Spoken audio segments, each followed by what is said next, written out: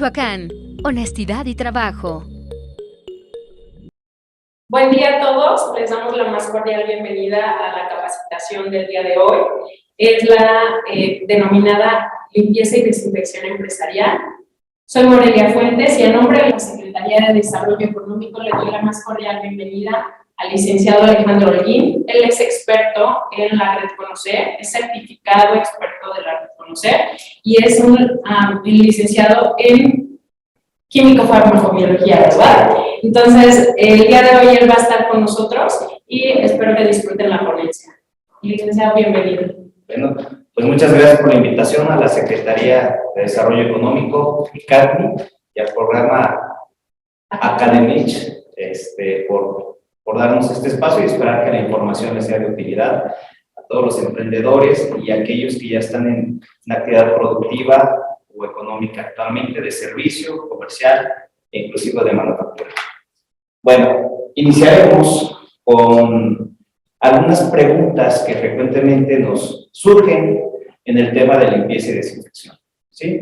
Actualmente, por el tema pandémico que nos azotó prácticamente a todo el mundo, se han reforzado las medidas, se han retomado algunos de los principios básicos estandarizados para contener la dispersión de estos agentes etiológicos, pero no debemos bajar la guardia a pesar de que las tendencias vayan disminuyendo a nivel de contagios de este virus. Recordemos que las enfermedades infecciosas pueden ser generadas por algunos otros microorganismos y que en todo momento debemos de tomar las medidas adecuadas para poderlos controlar.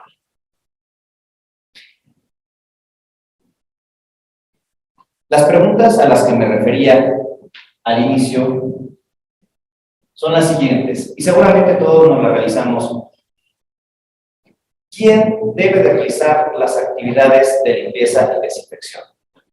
Debemos ser nosotros mismos, debe ser un servicio contratado, debemos tener una persona especializada. La siguiente pregunta que también es muy recurrente es, ¿cuál es la mejor metodología a realizar? ¿Sí?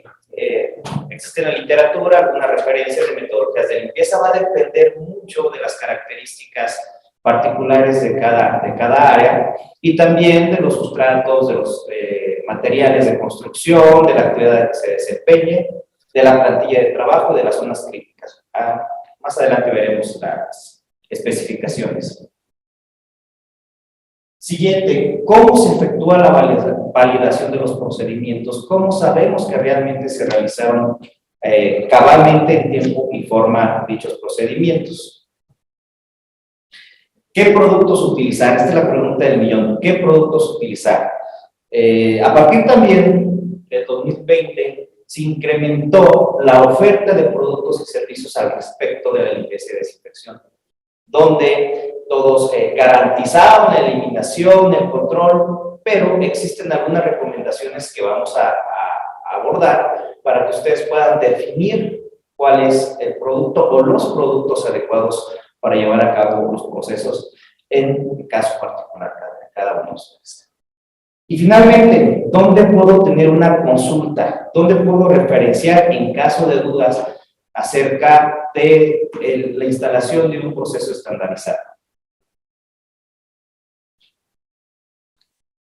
Como podemos ver, el objetivo es que ustedes puedan identificar cuáles son los procedimientos aplicados en cada caso, viendo las diferentes actividades económicas en las que ustedes estén desarrollándose, desde prestadores de servicio o como venta de productos a nivel comercial, a nivel de manufactura, que también es bien importante y en cada caso debemos de identificar cuáles son las medidas indicadas. Entonces, este es el objetivo. Estamos abiertos a contestar alguna de sus preguntas de manera en vivo o asincrónicamente, cuando ustedes quisieran referenciarlo, podemos contestar.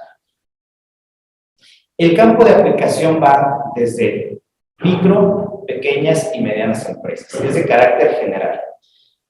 Precisamente para esto vamos a ver la parte normativa, que todos nos preguntaremos, ¿no? ¿Es un procedimiento común realizarlo, pero tenemos que determinar cuáles son los métodos para hacerlo.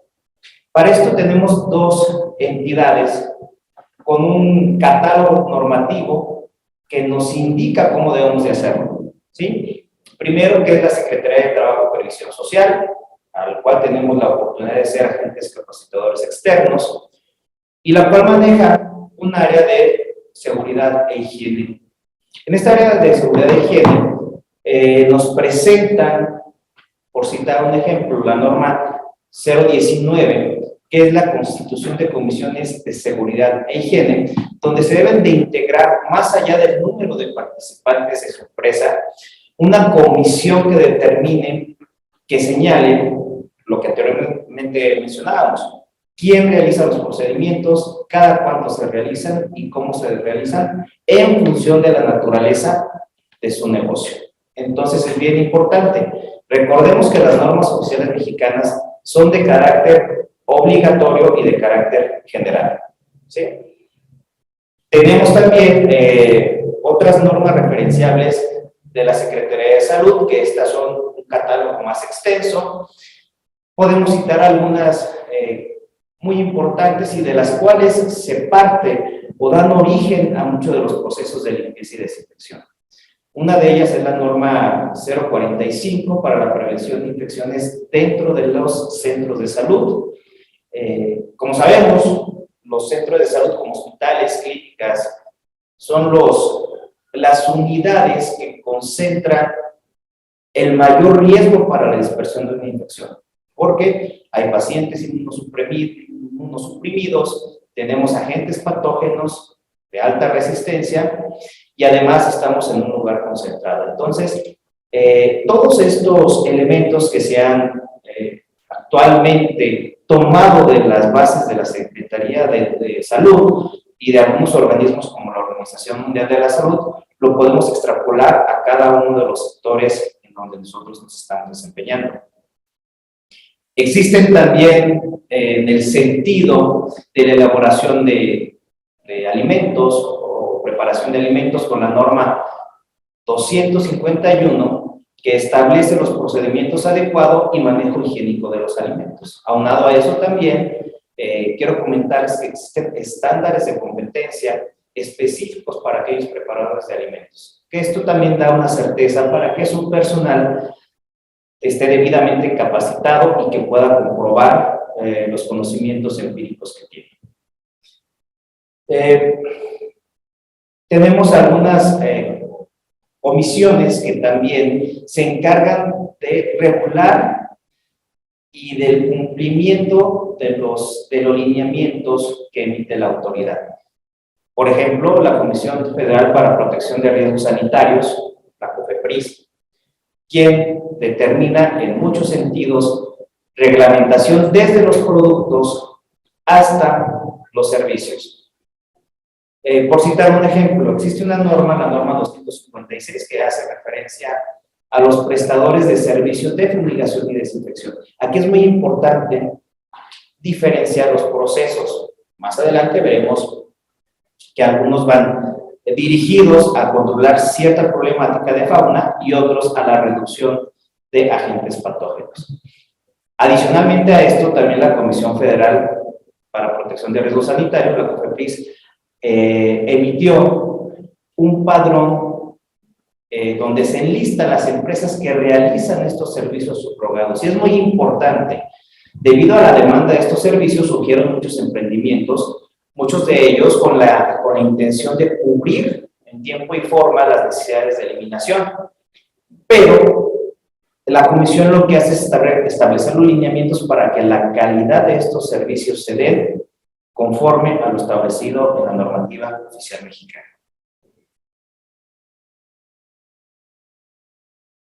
Adicionalmente, me gustaría compartirles este documento que creo que les será de mucha utilidad. En mayo del 2020 se emitió a través del Diario Oficial de la Federación, está el link para que ustedes lo puedan visitar, el documento referente al acuerdo intersecretarial para marcar los lineamientos técnico-administrativos para el regreso a las actividades económicas.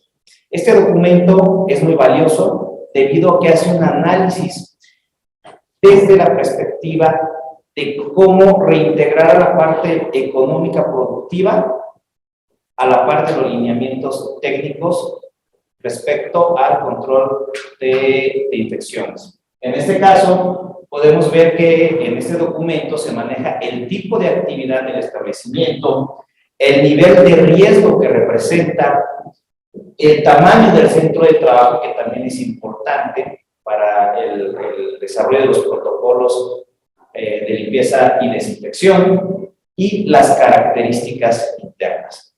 Entonces, yo los invitaría, respondiendo a la pregunta de dónde puedo consultar, que visiten este documento, y además les puede servir a ustedes como guía para establecer, más allá de lo ya conocido, como filtros sanitarios y protocolos de COVID, del SARS-CoV-2, los procedimientos de limpieza y desinfección que se tendrán que establecer a partir de ahora hasta, bueno, de manera permanente en sus actividades.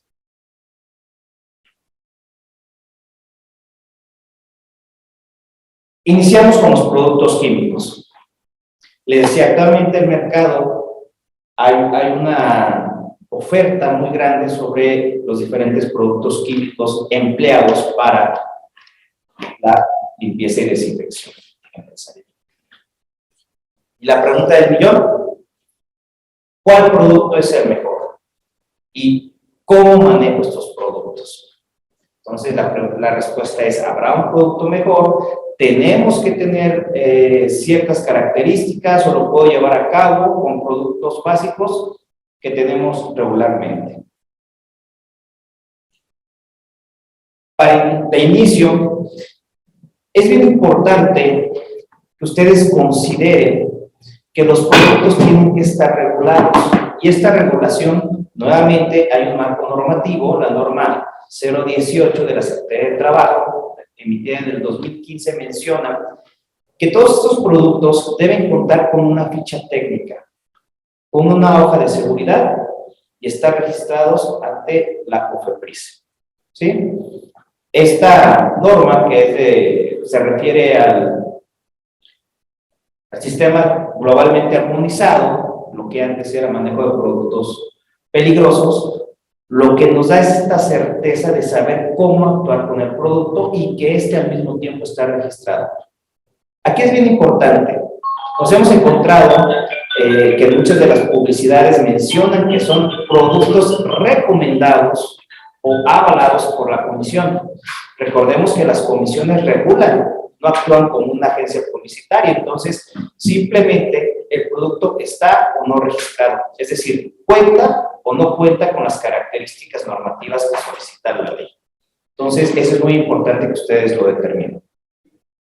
Hay algunas otras instituciones a nivel internacional, como la FDA, que es la Agencia de Alimentos en Estados Unidos, o la EPA, que es la Agencia de Protección Ambiental, que también nos dan una guía para determinar los principios activos de productos que les puedan funcionar para llevar a cabo nuestros procesos. Es bien importante, recordemos, como dijimos al inicio, que la normativa es de carácter general y obligatoria, independientemente del número de trabajadores o de la dimensión del establecimiento que ustedes tienen.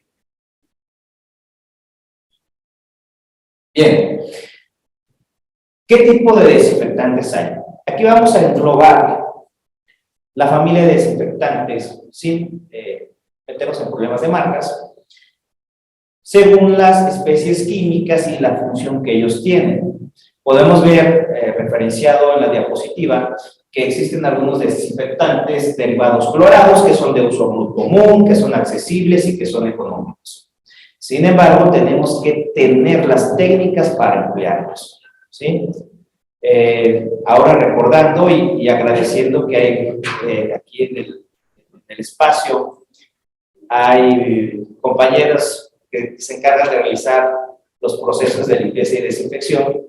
Recordemos que debemos de olvidar, tenemos que empezar a dosificar y olvidar qué es el chorrito, porque el chorrito que es para mí no es el mismo que es para para otra persona. Entonces tenemos que empezar a ver la dosificación. Más adelante les daremos algunos tips para que sean prácticos en sus rutinas regulares.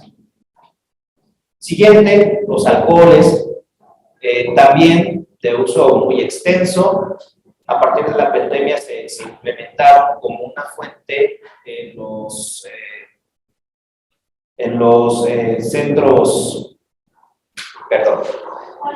ingresos de los establecimientos, siempre recordando que tengan características como que sean alcohol etílico o isopropílico al 70% y que, bueno, se mantengan en condiciones de temperatura.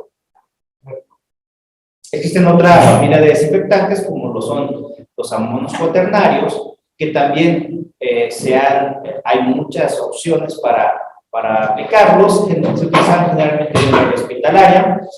Actualmente también nos dan un amplio rendimiento y un bajo costo, pero tendríamos que ver cuáles son las áreas de oportunidad también con estos productos.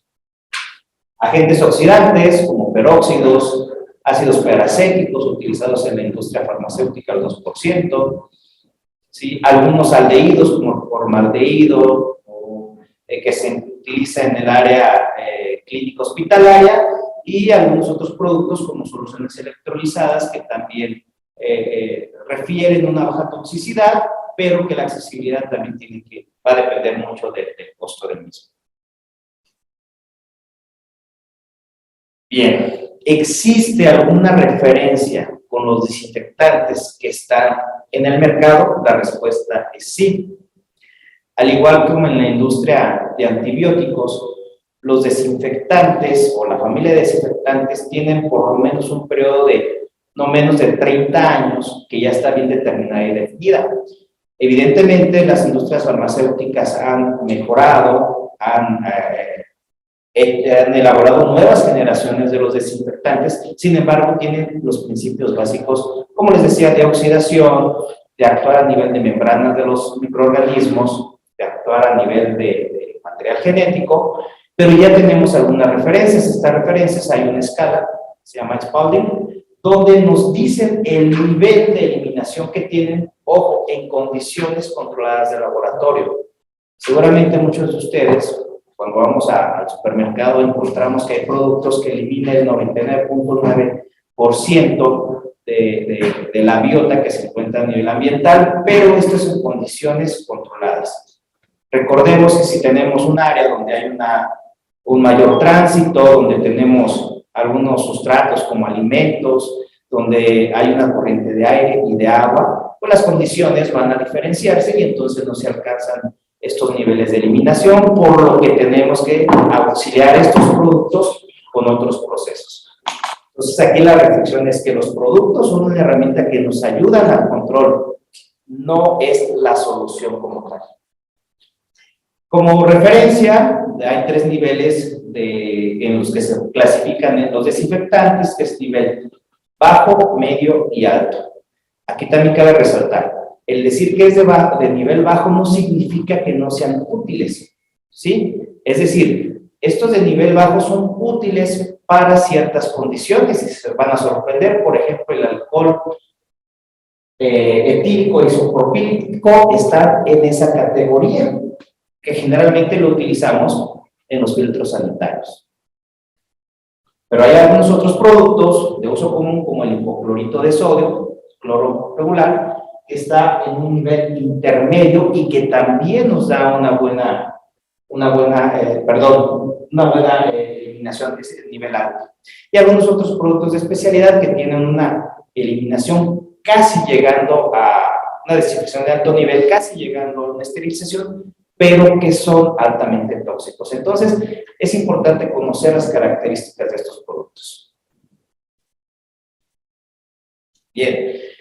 Otra herramienta que les puede ayudar a ustedes para verificar si estos productos están dentro de la normativa, la Agencia de Protección Ambiental de Estados Unidos, dejo la liga también en la diapositiva, cuenta con una lista N de desinfectantes que se han aprobado y que han evidenciado que son eficaces tanto con el virus SARS-CoV-2 como algunos otros agentes patógenos de importancia médica como Mycobacterium tuberculosis, Escherichia coli, etc. Entonces es bien importante que ustedes puedan ingresar a estas herramientas, busquen el desinfectante o la clave que debe tener el desinfectante y él les arroja si está o no dentro de los lineamientos. Recuerden, ninguna entidad o comisión o secretaría avala o recomienda. Ellos regulan. Es bien importante que esto lo veamos tanto a productos como a servicios. Vamos con los procedimientos, que es lo que nos convoca el día de hoy. Pero antes vamos a hacer una remembranza de por qué tenemos que llevar a cabo estos procedimientos de limpieza y desinfección. Recordemos que existe una cadena epidemiológica que nosotros llamamos en el área de la tríada epidemiológica, que se compone de 3 elementos. Primero es el huésped, que terminamos siendo todos nosotros. Está el patógeno, el agente patógeno es aquel microorganismos que causa daños, llámese virus, hongo, bacteria o parásito, y está el medio ambiente. ¿Sí? Nosotros, en los procedimientos de limpieza y desinfección, actuamos sobre el control del medio ambiente. ¿Cómo? Con la reducción, y digo reducción, ojo, de los microorganismos.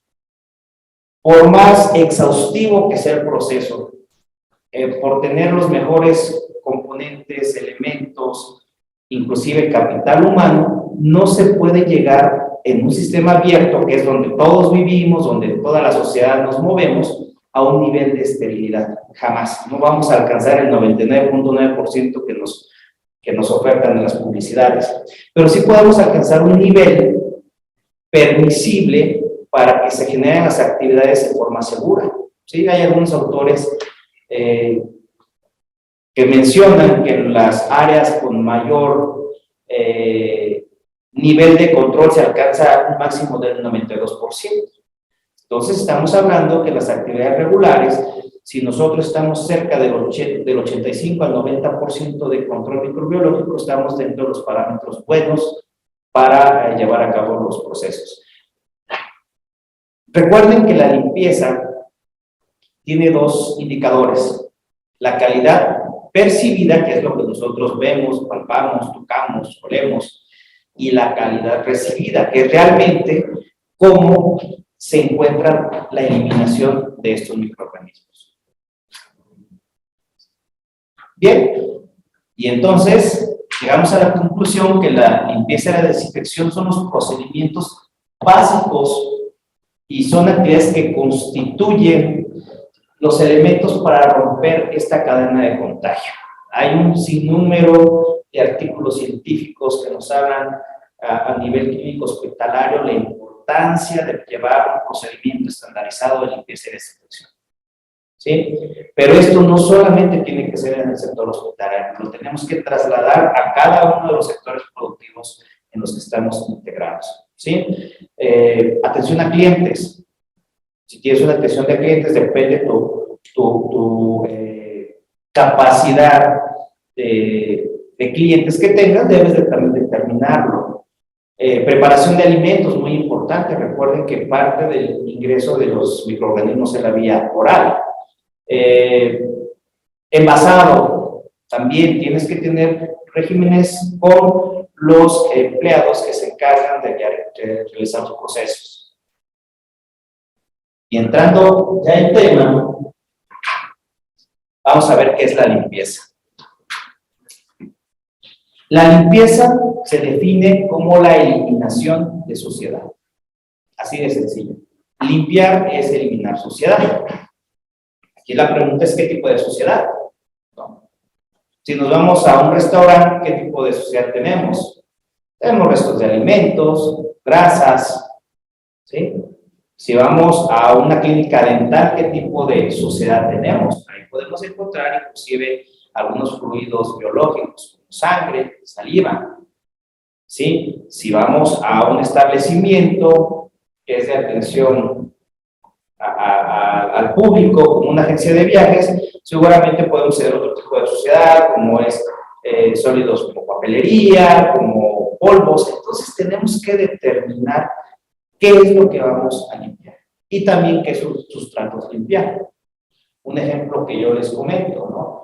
Muchas veces la aplicación de un producto oxidante como el cloro en sustratos metálicos lo que te va a generar es, sí va a haber una desinfección, pero visualmente vas a tener una percepción de que está sucio, porque no se va a ver, hay una interacción química, va a haber una oxidación y vas a dañar el material metálico, ¿no?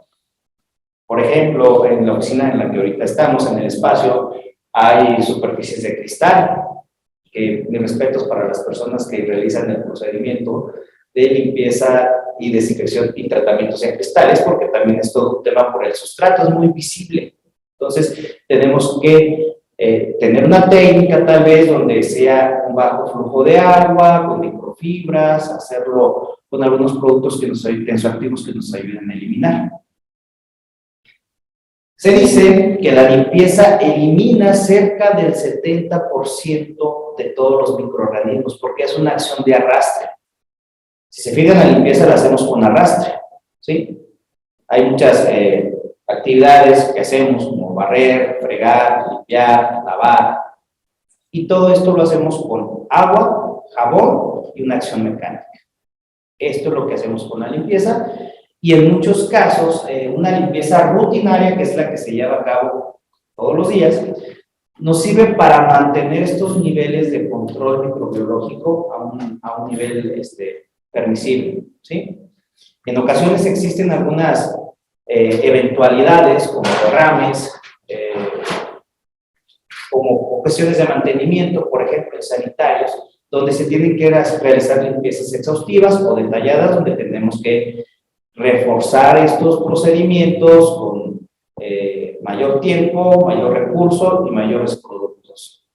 Y lo ideal es que tengan ustedes un calendario donde tengan programadas sus rutinas diario y algunas programaciones eventuales, ¿no?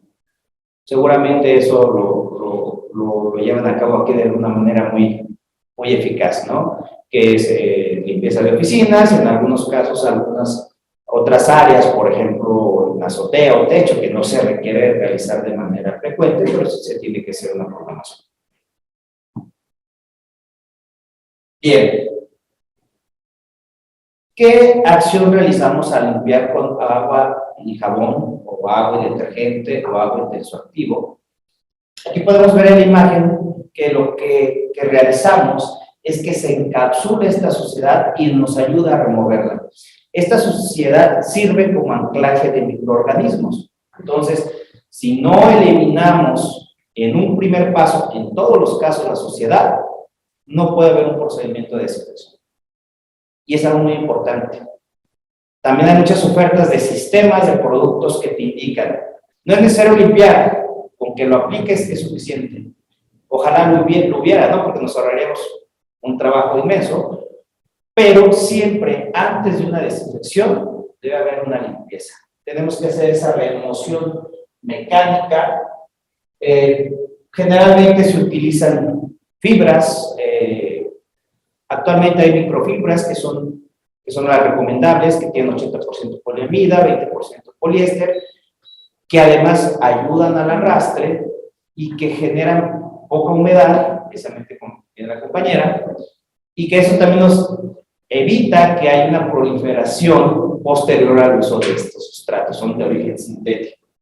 También es importante que ustedes puedan empezar a implementar un código de color. ¿Cuántas veces hemos ido a los establecimientos y no sabemos si la fibra que utilizan para limpiar la mesa también la utilizan en la cocina?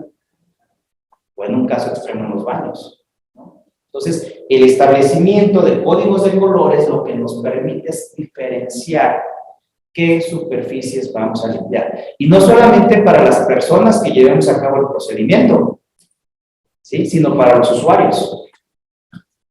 Entonces, yo sé si estoy en el área de producción de quesos, que la microfibra roja es exclusivamente para uso de sanitarios. y que ahí debo de emplear una concentración de cloro del 0.5%. Y que el área de producción debe de ser con una microfibra blanca, porque nos va a evidenciar de que hay suciedad. Y que debo utilizar un producto que no tenga que deje una concentración residual que pueda dañar o que pueda afectar al proceso, que pueda generar algunos metabolitos que contaminen los quesos. Entonces, es bien importante tener este código de colores para los operarios, pero también para los usuarios. Y así tenemos un control. Es un control de calidad, podemos determinar qué es, ¿sí? De la misma manera, su material de limpieza que esté rotulado para las áreas diferenciadas y que también le coloque la fecha en que les entregan el material. Porque muchas veces tienen un tiempo de vida medio. Por decir, un trapeador no puede tenerlo más de 4 semanas porque entonces ya no estamos limpiando, estamos haciendo contaminación cruzada, estamos dispersando microorganismos y suciedad. Bien, siguiente proceso. Si la limpieza es eliminar suciedad, la desinfección es eliminar microorganismos. Esa es la diferencia esencial entre estos dos procesos. Se ha puesto de moda un término anglosajón llamado sanitización. Muchas veces, cuando no nos adentramos a los términos, creemos que la sanitización está sobre el proceso de desinfección. La realidad es que, a manera normativa, está la limpieza y está la desinfección. Nos quedamos con estos dos términos, ¿sí? Como lo vimos en las diapositivas anteriores, ya la desinfección hay niveles, pero es limpieza y desinfección en ese orden siempre. Siempre. ¿De qué depende que una desinfección sea de mediano, bajo o alto nivel? Del tipo de microorganismos que eliminen, ¿sí?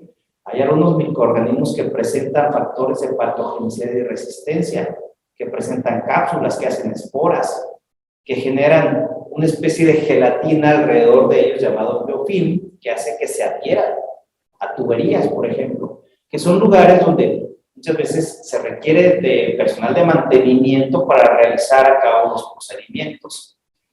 Ahorita, como un ejemplo, actualmente aquí tenemos un aire acondicionado, pero en algunos de sus negocios tendrían también que determinar cada cuánto se hace un mantenimiento, limpieza y desinfección de sus aires acondicionados. ¿Sí? Recuerdo que la vía aérea es una de las principales vías de transmisión, y insisto, no solamente de virus, sino de bacterias. Y dependiendo, cuando ustedes ya determinan, hacer un examen situacional de su negocio, van a determinar qué tipo de desinfección se requiere, ¿sí?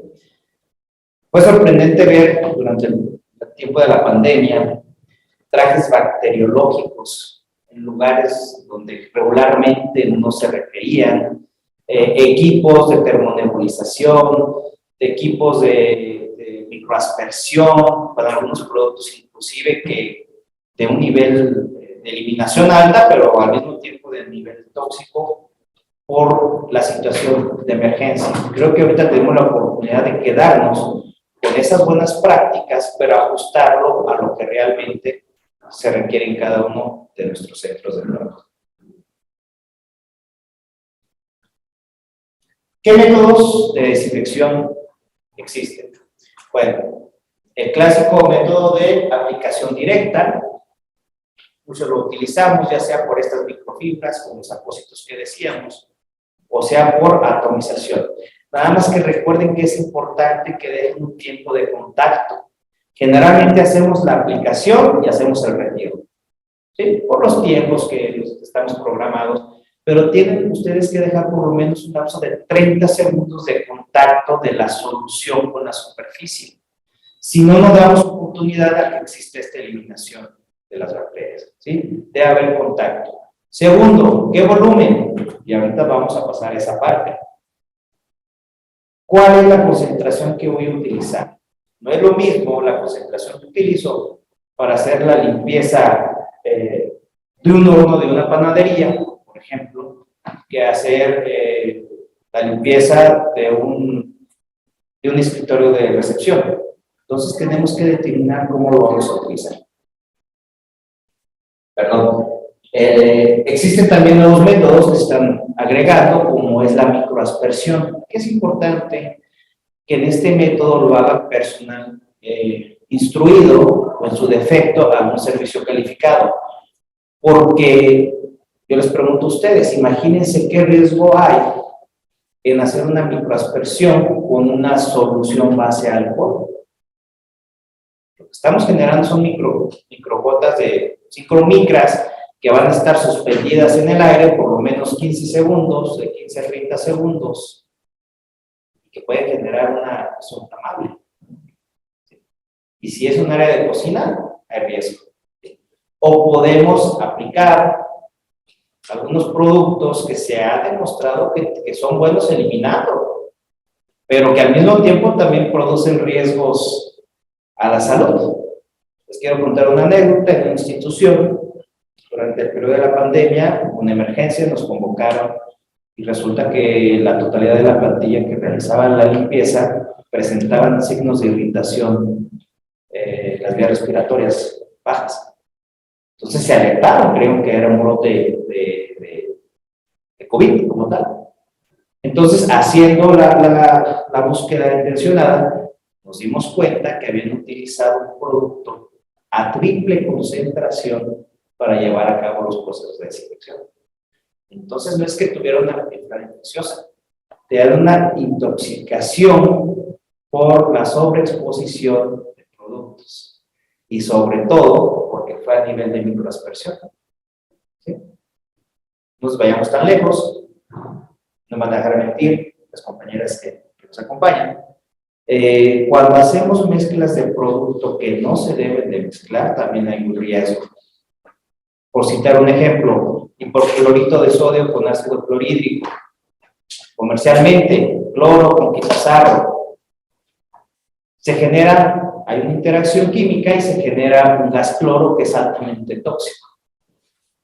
Que para estos casos deben de tener mucho cuidado. O caso contrario, mezclamos productos que lo que hace es inactivarse. Por ejemplo, lo más frecuente, cloro con detergente. Hacen una activación. Entonces es bien importante tener estos detalles y cerrar los paradigmas de que tiene que oler significativamente, o de que tiene que manchar, o de que tiene que efervecer, ¿no? Tenemos que determinar en cada caso. Estos son los factores que influyen en los procesos de desinfección. Como les mencionaba, primero la concentración. ¿Cuánto le voy a poner? ¿Cómo voy a hacer mi preparación del desinfectante? Segundo, ¿qué volumen hacerlo? ¿No? Tercero, tiempo de exposición. Hay que darle oportunidad a los productos que interactúan para que eliminen las bacterias. ¿Qué tipo de superficie? No es lo mismo un plafón, madera, vidrio, losa. Tenemos que determinarlo. ¿A qué temperatura? Es muy importante, sobre todo actualmente que estamos alcanzando temperaturas muy altas. La mayor parte de los productos se desnaturalizan o se inactivan con altas temperaturas. Inclusive si no están en sus recipientes correctamente cerrados, pueden degradarse. ¿Sí? Y lo otro es, si no hacemos una remoción de la materia orgánica de la suciedad, el desinfectante va a actuar con la suciedad, no con las bacterias. Por eso es importante primero realizar la limpieza y posteriormente la desinfección. Medidas y concentraciones. Bueno, esta parte es un poquito más técnica. La idea es nada más presentarlo que detrás de una dosificación existe toda una metodología para obtener las cantidades exactas para hacer una preparación. Evidentemente no esperamos que se realicen todos estos procesos de fórmula. Ojalá en algunos casos que se requiera, por ejemplo, en la industria embotelladora de agua con la norma 201 para envasado de agua y tratamiento con hielo. Ahí sí tienen que hacer dosificaciones específicas para el tratamiento de agua. Pero bueno, finalmente ya aquí los profesionales lo realizan y tenemos que primero considerar que hay diferentes presentaciones del cloro. Puede ser líquido, como el que todos utilizamos, que es al 5%, puede ser a nivel industrial, que es al 15%, puede ser a nivel de tabletas o granular, que es el hipoclorito del calcio, que está al 70%, o hay algunos otros llamados cloros orgánicos que, bueno, no son tan accesibles, pero se utilizan en la industria, en el área clínico hospitalaria, que son de alta eficacia, pero que deben de tener un método de preparación, un equipo de protección personal y con todas las medidas para evitar intoxicaciones. Lo que sí podemos establecer es, ya con las referencias, códigos. Muy sencillo, ¿cómo simplificamos? Áreas sanitarias, código rojo. 2 onzas de hipoclorito al 5%. 2 tapas de 30 mililitros por cada 10 litros de agua. Creo que eso es más fácil, ¿no? Eso es más generalizado. Y en caso de áreas comunes, utilizar solamente la mitad. 1 onza de hipoclorito de sodio del 5% por cada 10 litros de agua. Una tapaderita por cada media cubeta. Entonces, esto podemos hacer la simplificación de un proceso que es muy sencillo y que además no requerimos de productos o sistemas tan sofisticados. La adaptación de las metodologías aquí las tenemos, ¿sí? Muchas veces es difícil para el personal operativo o para todos nosotros llevar una dosificación de las soluciones. Lo que sí podemos hacer es establecer una medida en un recipiente que nos determine cuánta agua vamos a utilizar y cuánto producto vamos a utilizar. Y eso estandarizarlo, y es muy importante.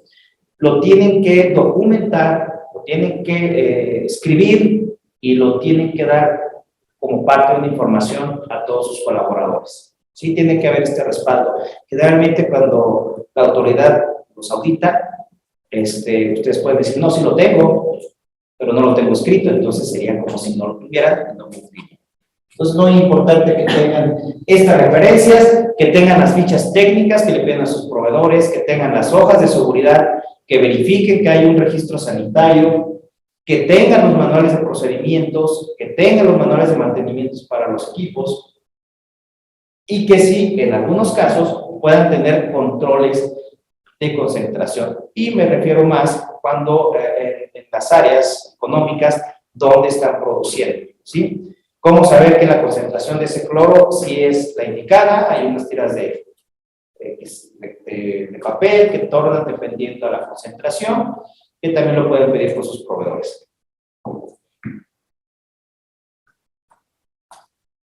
Vamos a la tercera parte sobre estos métodos, que es la estandarización. ¿Sí? Y nuestro plan de intervención, ¿cuál va a ser? Primero, categorización del centro. ¿A qué me dedico? ¿Sí? ¿Cuáles son mis actividades productivas? Segundo, planeación y vigilancia. ¿Quién lo va a hacer?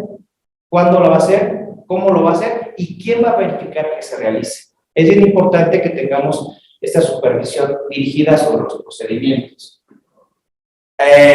Medidas de reingeniería, es decir, muchas veces implementamos un plan de limpieza, pero resulta, por citar algo, en algunos centros de trabajo que entran muy temprano y que coinciden con el ingreso del personal de limpieza, pues ya tenemos un problema, ¿no?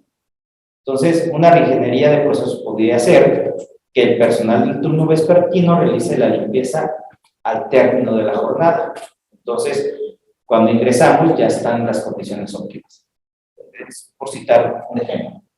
Equipos de protección personal, más allá de los que ahora utilizamos, utilizar guantes adecuados de látex o de nitrilo, dependiendo de las actividades que realicen. También mantener un control de humedad de sus guantes, porque si no les puede generar alguna otra complicación en la piel y en las uñas. Tener su uniforme completo para evitar que reaccione a algún producto.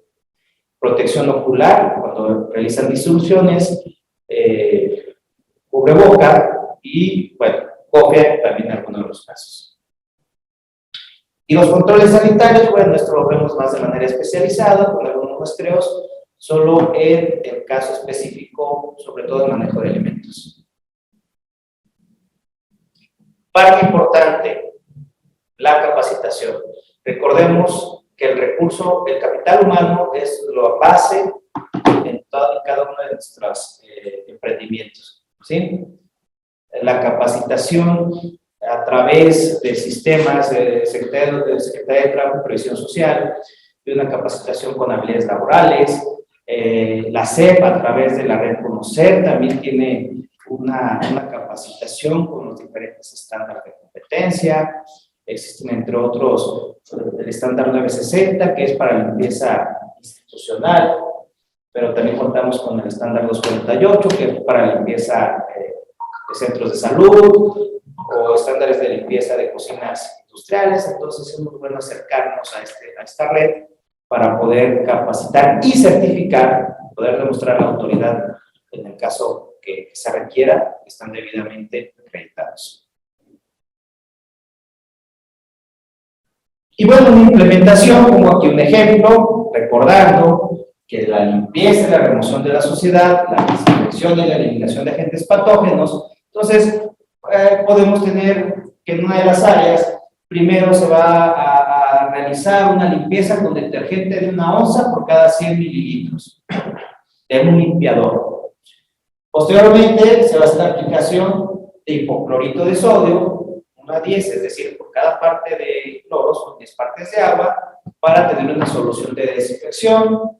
Se van a emplear alcohol etílico para el control en manos. Se va a aplicar un código de colores, se va a establecer un calendario de actividades y finalmente se va a hacer un informe o manifiesto. Esto es muy importante, que ustedes puedan tener evidencia de que llevan a cabo sus procedimientos.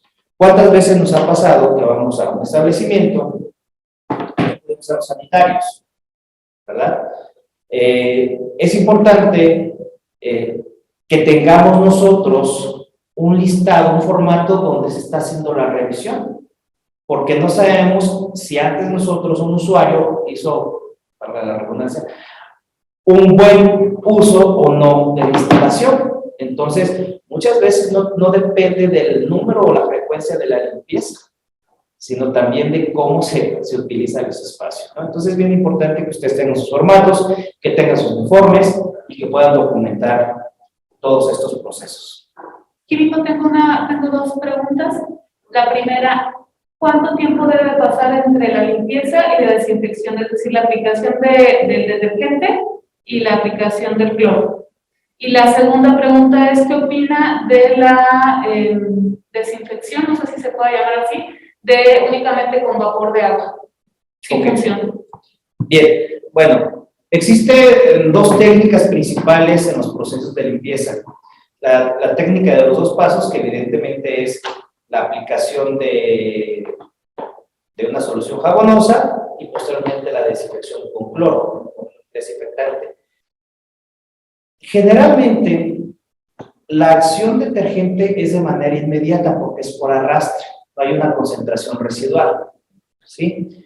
Para la desinfección, sí se requiere por lo menos, les digo, de ese contacto mínimo de 30 segundos en superficie, pero idealmente hay una concentración residual de 5 minutos. Entonces, lo ideal es que en un proceso de limpieza a desinfección se lleve cerca de 10 minutos por área, para que actúen como limpieza. En el caso de la desinfección con vapor de agua, aquí no es un medio químico, es un medio físico, porque lo que se aplica es calor. Y se ha demostrado, efectivamente, que hay una eliminación alta con la aplicación de calor. Aquí el inconveniente son que los equipos no son de tan fácil acceso, ¿sí? Y que además muchos sustratos no soportan las altas temperaturas. Entonces, aquí va a depender de para qué lo vamos a utilizar. Pero sí se ha demostrado una eficacia. En otros casos, utilizan un sistema doble, que es la aplicación de vapor de agua, adicionando ácido peracético o el agua oxigenada que comúnmente conocemos, peróxido de hidrógeno. Entonces, hay un componente químico y un componente físico, y además agregan un arrastre con otro aditamento. Entonces, en industria se utiliza mucho, en área hospitalaria también, sobre todo el quirófano se utiliza. Tal vez en un área de comercial estaría un poquito sobrado el sistema. Gracias. No sé si tengan alguna pregunta en el espacio. Bueno, finalmente es importante integrar todos estos elementos, diseñar un manual, así como tenemos manuales de organización, manuales operativos, pues que integremos nuestros manuales de procedimientos de limpieza, que los hagamos saber, que los informemos a los colaboradores y sobre todo que los llevemos a cabo. El programa de trabajo institucional finalmente lo que nos ayuda es contemplar tiempos productivos que consideren espacio, consideren frecuencia de traslado, responder las preguntas de dónde, cuándo y cómo realizarlo y que finalmente sea programado. Finalmente, yo agradezco nuevamente a la invitación realizada por la Secretaría de Desarrollo Económico y CADMI y el programa que impulsa todas estas pláticas que nos puede ayudar con la información y la aclaración de algunas de las dudas que tenemos al respecto. Mi nombre es Alejandro Olguín, fue un placer estar con ustedes. Dejo algún contacto para si alguien quiere alguna información. De la misma manera me comentan que la plataforma de la Secretaría estará disponible el material para que puedan ustedes accesar a él. Muchas gracias.